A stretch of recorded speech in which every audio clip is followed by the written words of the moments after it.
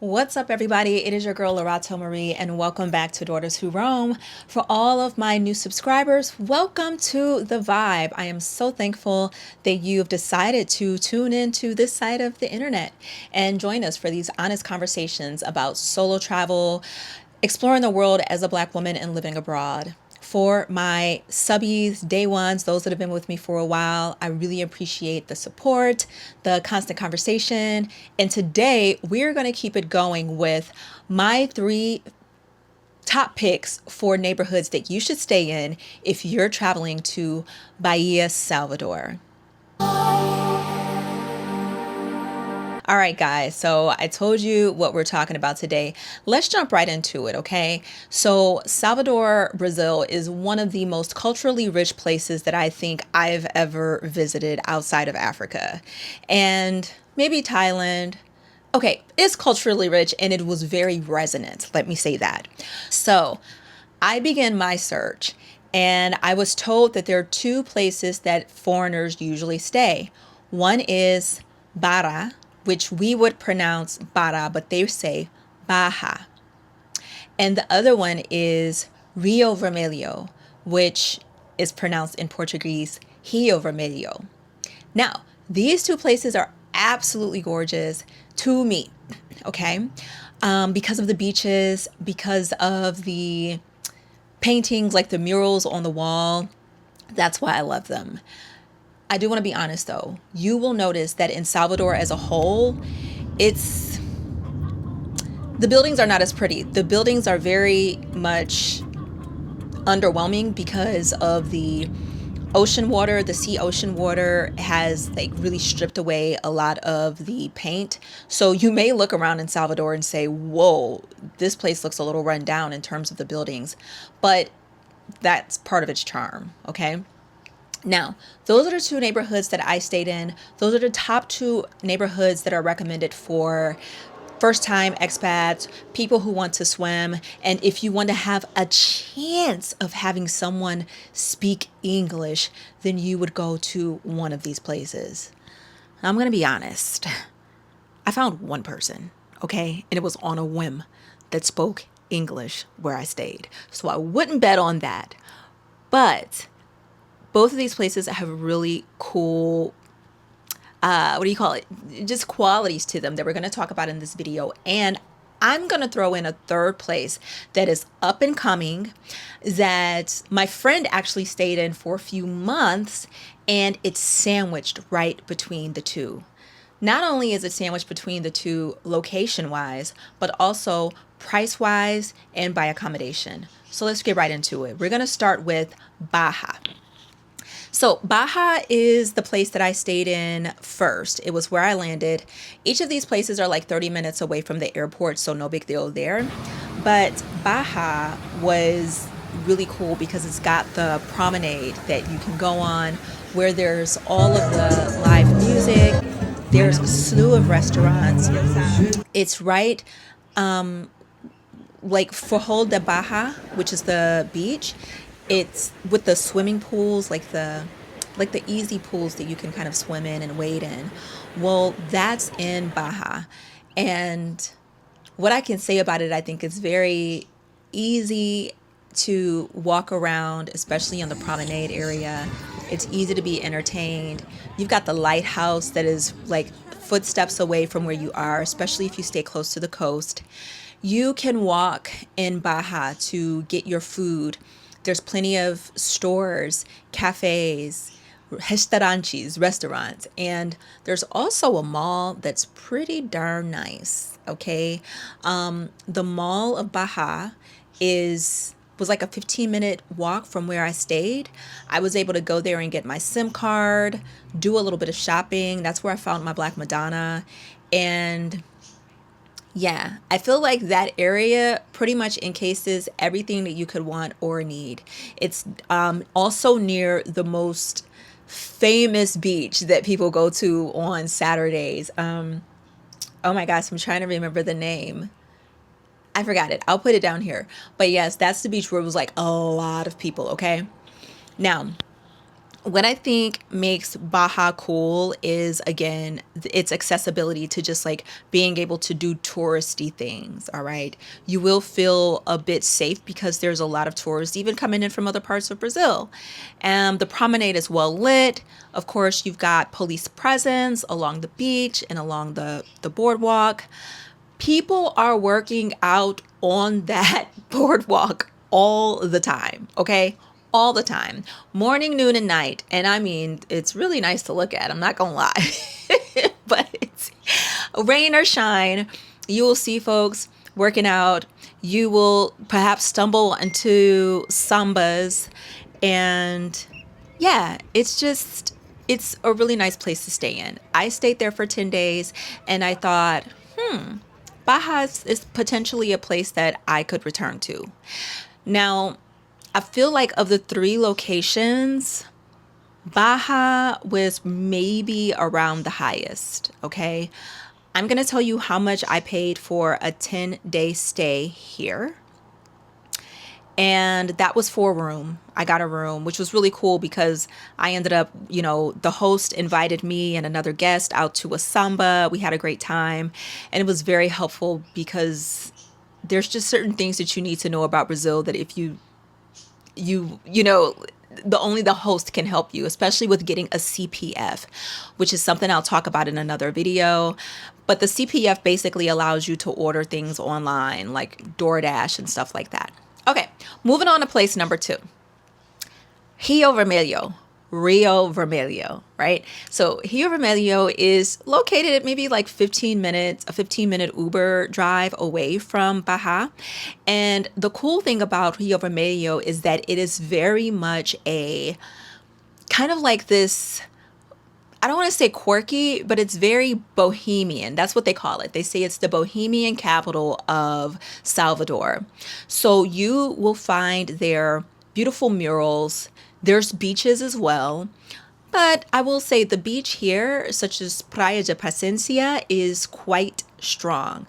So the waves aren't necessarily ones that you can swim in safely, but they are beautiful to look at and chill by. I just kind of hung out there one day. It was right next to the Casa de Yemanjá. And so it is walkable. And what makes this area distinguished to me is the squares. So Rio Vermelho has like these little squares that you can go in, and the squares are where people go to all the time, especially at night, to socialize. It has, I think, like the most famous acarajé place that you can go to and eat and, see the baianas serve the acarajé. I definitely recommend that you try that. They have live music events that are taking place there, and it's a huge gastro area. So when you're walking around Rio Vermelho, you will see, of course, the squares, right? So the squares will have food places around you. They will have, little convenience shops that you can go to. And right off the water, there's an old, I forgot what that's called. It's like a shipping port, but it's where they would bring in the fish. Well, they basically renovated that place into this gastronomical spot where you can just hop restaurants, hop bars. They've got, soccer games being played on TV. You can grab a beer, laugh with friends, listen to music. Really, really cool. Another thing about Rio Vermelho that stands out as well is that they are known for their nightlife. So it's this really cool club that you can go to, which is a tire shop by day. I know because I've walked by it several times. But at night, it turns into this house bohemian Brazilian dance club. So yeah, they've got lots of clubs out there. It's super cool. The difference between Bahia and Rio Vermelho price-wise was not that much. Here's what I paid for it down here. For 10 days, I stayed 10 days in each place. But I would say that Rio Vermelho is hilly. So you might be walking on straight ground 1 minute and then you may be on a freaking incline the next. So it's definitely something that you want to be aware of. All right, now let's get to location 3. Last but certainly not least is Ongina. Yes, Angina is the neighborhood that is sandwiched in between Baja and Rio Vermelho. And yes, I know it says Ondina for us, but if it's in Brazilian Portuguese, the D and the I is always a G. So Angina, sandwiched between Baja and Rio Vermelho, sits this beautiful residential area, which is pretty up and coming. So the cool thing about Angina is that there's lots of new developments. And from what I understand, from what I've seen on Airbnb, and from the account of my good girlfriend who stayed there for about a month plus, actually, it was over a month, the room and the space that you get for the dollar is a bit better. So that is one of the things that I would say definitely stands out about Angina. Now, it does have a like oceanfront hotels. It's got the jogging paths. There is some dining there that you can go to, although it's not as clustered as it would be in a Rio Vermelho or a Bahia. So you want to make sure that if you get an Airbnb, that you kind of zoom into that area where it is, just to make sure that if you intend on being on foot, that you have things like your pharmacy or a cafe or, you know what I mean, maybe a grocery store nearby. Outside of that, you may have to take a short Uber ride, or you may have to do a bit more walking, right? But this area is also known for being the end point of Carnival. Yes, Bahia Salvador actually has their own carnival, which is in February. So these are things that you also want to keep in mind if you plan on traveling to Salvador in February, which is, obviously very beautiful, a very festive time. It's right in the heart of summer. Those prices will be more expensive, even if ordinarily, they're a little less than the other two residential areas that I mentioned, or barrios that I mentioned. So that's it. My friend, she really enjoyed her time. She felt like it was much quieter, and just a good place for her to work, but then also explore a little bit as well.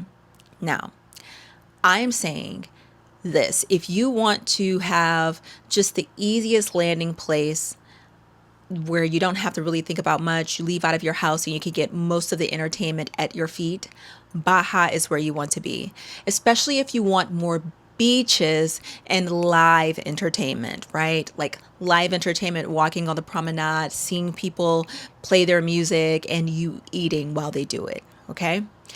If you want more of a local feel, but you want the lively music, you want to be able to go, clubbing, you want to be around a lot of different cuisines and kind of have them all at your fingertips as well, and you're not so concerned about the beaches, then definitely Rio Vermelho is where you should land.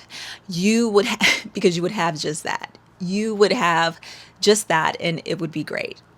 Now, if you're also the person that's like, I like those things, but I kind of like to stay back and not necessarily be in the midst of all of the noise, so to speak, and you want to have more of a residential feel, and maybe just you're okay with taking an Uber ride, 15 minutes to somewhere else, and or you want to have more room for your dollar. You want to see if your dollar will stretch while having you in an area that's still relatively safe and up and coming, then Angina would be the place that I would recommend.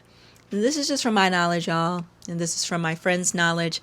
Again, I spent 10 days in Rio Vermelho and Bahia. She spent over a month in Angina. So you make the choice that you feel will work best for you. But for now, I want to hear from you guys. Drop in the comments and let me know which one of these places do you think resonates with you the most. Make sure that you share this video with someone that is considering going to Brazil, especially Salvador. And also stay tuned for my next video where I'm going to be talking about a very common issue that tourists run into in Brazil, and I'm going to show you how to solve it. Until next time, guys, I appreciate y'all so much for tuning in. Roam wisely, and we out here.